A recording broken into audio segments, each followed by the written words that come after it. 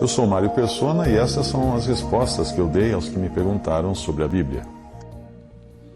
Você escreveu perguntando se a Igreja Católica estaria procedendo corretamente ao decidir julgar os casos de pedofilia envolvendo os seus sacerdotes dentro da própria Igreja, evitando expô-los ao público ou entregá-los à justiça comum. A sua dúvida surgiu depois que você leu uma passagem em 1 Coríntios 6, versículo 1 a 6, que diz: Ousa algum de vós, tendo uma queixa contra outro, ir a juízo perante os injustos, e não perante os santos? Ou não sabeis vós que os santos hão de julgar o mundo? Ora, se o mundo há de ser julgado por vós, sois porventura indignos de julgar as coisas mínimas? Não sabeis vós que havemos de julgar os anjos, quanto mais as coisas pertencentes a esta vida? Então, se tiverdes negócios em juízo pertencentes a esta vida, constituís como juízes deles os que são de menos estima na igreja? Para vos envergonhar, eu digo: será que não há entre vós sequer um sábio que possa julgar entre seus irmãos? Mas vai um irmão a juízo contra outro irmão, e isto perante incrédulos? Bem, a resposta vai ser um pouco longa, mais longa do que deveria, em razão da grande confusão que armaram com os termos tirados da Bíblia, como igreja, sacerdote, etc. Primeiro é preciso entender qual o significado bíblico desses termos, para depois entendermos a que julgamento o apóstolo Paulo está se referindo aí. A palavra igreja nas epístolas tem dois significados: ou é o corpo de Cristo, formado por todos os salvos, do qual o próprio Cristo é a cabeça, ou é a expressão local desse corpo, geralmente identificada nas epístolas com o nome de uma cidade ou região. Esta mesma carta do apóstolo Paulo é endereçada à igreja de Deus que está em Corinto, 1 Coríntios 1, 2. E em Colossenses 1, 24, o corpo de Cristo é chamado de igreja. A Igreja Católica não é igreja em nenhum desses dois sentidos, porque se trata de uma organização com sede em Roma que pretende ser universal. Além de não ser universal, porque ela não inclui todos os salvos, ela também não é a igreja romana, ou seja, de Roma, porque ela deixa de incluir também todos os salvos que estão em Roma. Igreja Católica, Igreja Batista, Igreja Presbiteriana, Igreja Assembleia de Deus, etc. São diferentes organizações ou corporações criadas e dirigidas por homens, que fazem o desfavor de dividir os cristãos por diferentes denominações, impedindo assim que sejam reconhecidos no mundo como membros de um só corpo de Cristo. Romanos 12, 5 diz: assim nós, que somos muitos, somos um só corpo em Cristo. E 1 Coríntios 10, 17 diz: porque nós, sendo muitos, somos um só pão e um só corpo, porque todos participamos do mesmo pão.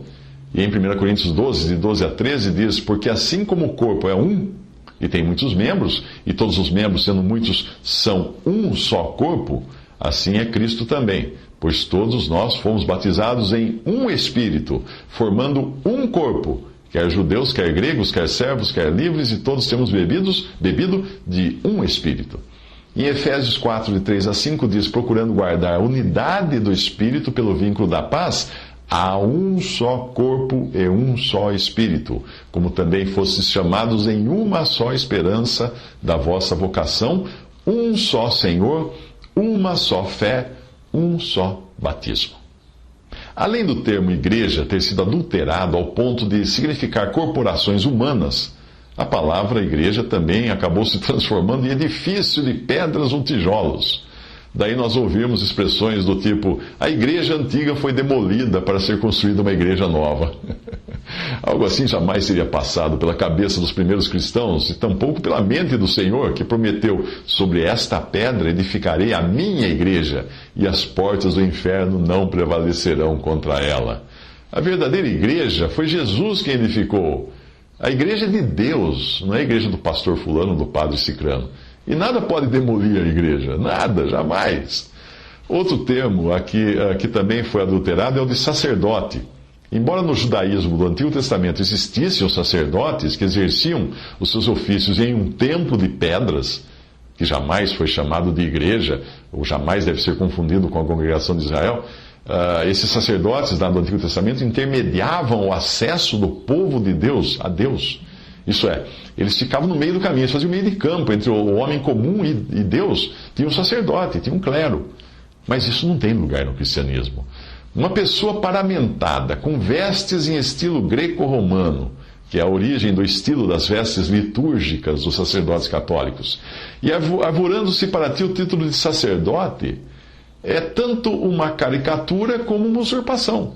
É caricatura porque tenta imitar algo que sequer existe mais, que era o sacerdócio levítico do Antigo Testamento. E ainda assim usando vestes greco-romanas, que são mais apropriadas ao culto dos deuses pagãos, daqueles povos que desenharam essas vestes. Na atual dispensação, nós aprendemos que todos os crentes são sacerdotes e não existe uma classe de homens mediadores entre Deus e os homens, como eram os sacerdotes hebreus. Hoje, há um só homem que é mediador. E alguns versículos bastam para confirmar isso. 1 Timóteo 2,5, porque há um só Deus e um só mediador entre Deus e os homens, Cristo Jesus, homem. Paulo, quando escreveu isso, eliminava qualquer outra mediação de padre, pastor, sacerdote, bispo, seja lá quem for, papa, principalmente. Atos 4,11. Ele, Jesus, é a pedra que foi rejeitada por vós, os edificadores, a qual foi posta como pedra angular. Em nenhum outro há salvação, porque debaixo do céu nenhum outro nome há dado entre os homens em que devamos ser salvos. Pedro, na sua carta aqui, esclarece quem é a pedra angular sobre a qual Jesus prometeu edificar a sua igreja. Não é Pedro, é o próprio Cristo, Jesus. E em 1 Pedro 2,5, vós também, quais pedras vivas, sois edificados como casa espiritual, para seres o sacerdócio santo, a fim de oferecer sacrifícios espirituais aceitáveis a Deus por Jesus Cristo. Além da pedra angular, que é Jesus, todos os outros crentes são igualmente pedras e formam um sacerdócio santo. É o que Pedro fala aqui. 1 Pedro 2,9 diz, mas vós sois a geração eleita, o sacerdócio real, a nação santa, o povo adquirido para que anuncieis as grandezas daquele que vos chamou das trevas para a sua maravilhosa luz. Mais uma vez, Pedro explica que todos são um sacerdócio real. Apocalipse 1, de 5 a 6. Há aquele que nos ama e pelo seu sangue nos libertou dos nossos pecados e nos fez reino, sacerdotes para Deus seu Pai. E a ele seja glória e domínio pelos séculos dos séculos. Aqui o apóstolo João chama a todos os salvos de sacerdotes. Apocalipse 5, 9 a 10, porque foste morto, e com o teu sangue compraste para Deus homens de toda tribo e língua e povo e nação, e para o nosso Deus os fizeste reino e sacerdotes. Mais uma vez, os redimidos pelo sangue de Jesus são chamados de sacerdotes pelo apóstolo João.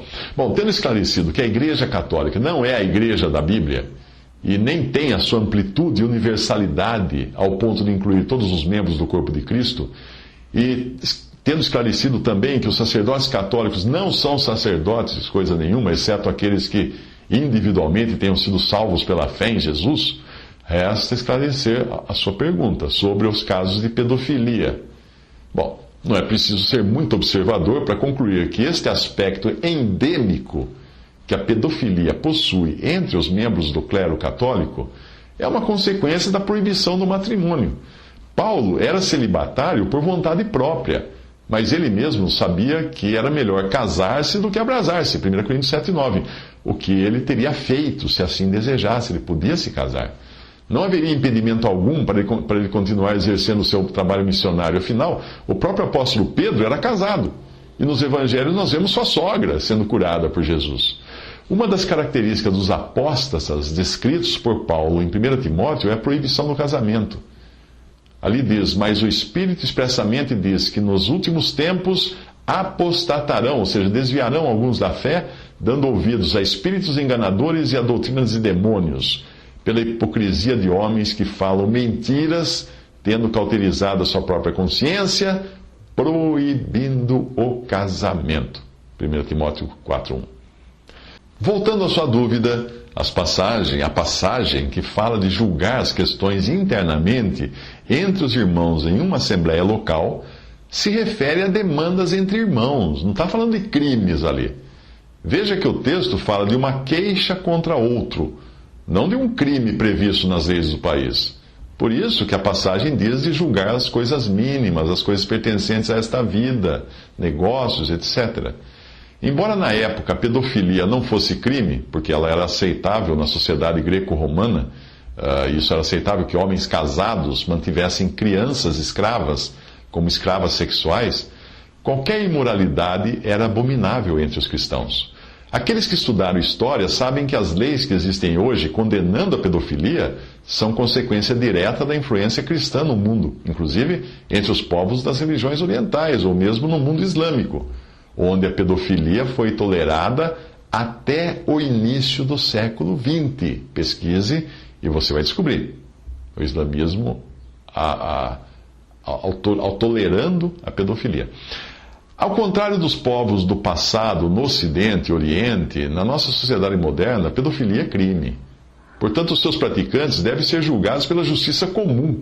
E a doutrina dos apóstolos dada à igreja é clara também nesse sentido. A primeira providência de uma igreja ou assembleia local que descubra algum pecado grave entre os que estão em comunhão, a primeira providência é excluí-lo, excomungá-lo. Isso é tratado em 1 Coríntios 5, para o caso de imoralidade envolvendo relações sexuais entre um homem e sua madrasta. Mas esse julgamento visa a exclusão da assembleia local, não tem valor legal. Uma vez expulso ou culpado, ele nada mais tem a ver com a assembleia ou com a igreja, no seu aspecto governamental ou administrativo de casa de Deus. Ele é expulso da comunhão, não do corpo de Cristo, porque ninguém tem poder de expulsar alguém do corpo de Cristo. Mas daí em diante, ele não tem mais qualquer ligação com os irmãos e nem os irmãos vão ter com ele. Se você ler o texto de 1 Coríntios 5, verá que ele fica numa situação pior do que um mero incrédulo, porque o apóstolo exorta os irmãos a nem se sentarem à mesa de refeições com tal pessoa. Com incrédulos, não existe essa restrição. Se Deus manda tratar com tal rigor um caso de imoralidade entre adultos, ali em 1 Coríntios 5, adultos responsáveis e concordes, imagine com que rigor deveria ser tratada a imoralidade envolvendo um adulto e uma criança inocente, indefesa e coagida a praticar um ato sexual. 1 Coríntios 5, de 9 a 13, já por carta vos tenho escrito que não vos associeis com os que se prostituem. Isso não quer dizer absolutamente com os devassos deste mundo, ou com os avarentos, ou com os roubadores, ou com os idólatras, porque então vos seria necessário sair do mundo. Mas agora vos escrevi que não vos associeis com aquele que, dizendo-se irmão, foi devasso, avarento, idólatra, maldizente, o beberrão, o roubador, com tal nem ainda comais. Porque que tenho eu de julgar também os que estão de fora? Não julgais vós os que estão dentro, mas Deus julga os que estão de fora. Tirai, pois, dentre vós a esse iníquo. Essa passagem de 1 Coríntios capítulo 5. Se a Igreja Católica fosse realmente uma igreja no sentido bíblico, ela não só expulsaria o pedófilo, como entregaria às autoridades. Sim, claro. Mas, como eu já demonstrei pela própria Bíblia, ela não é a igreja no sentido bíblico.